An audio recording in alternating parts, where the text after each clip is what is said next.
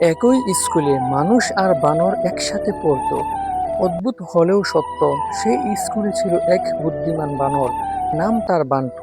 বান্টু পড়াশোনায় ভালো ছিল, মনের দিক থেকেও ছিল খুবই কোমল। একদিন সে সাহস করে তার সহপাঠী এক মানবী মেয়েকে প্রপোজ করলো। মেয়েটি হেসে বলল, তুই একটা বানর, তোকে আমি ভালোবাসবো স্বপ্নেও ভাবিস না। সবাই হাসাহাসি করত। অপমানিত হয়ে কান্না ভেজা চোখে স্কুল ছেড়ে চলে গেল বান্টু। কিন্তু সে ভেঙে পড়ল না। সে নিজেকে প্রতিজ্ঞা করলো, আমি একদিন তোমাদের মাঝে ফিরে আসব, তবে আগের মতো নয়, অন্যভাবে, অন্য রূপে। যেই চিন্তা সেই কাজ। বান্টু ভেঙে না পড়ে তার পড়ালেখার পাশাপাশি সে বিভিন্ন কাজকর্ম করত। তার অনেক টাকা পয়সার প্রয়োজন সেই জন্য।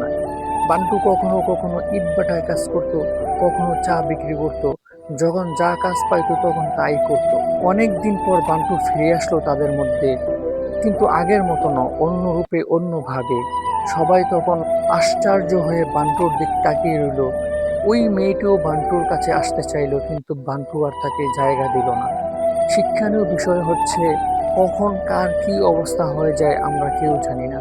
অতএব কাউকে আমরা অবহেলা করব না।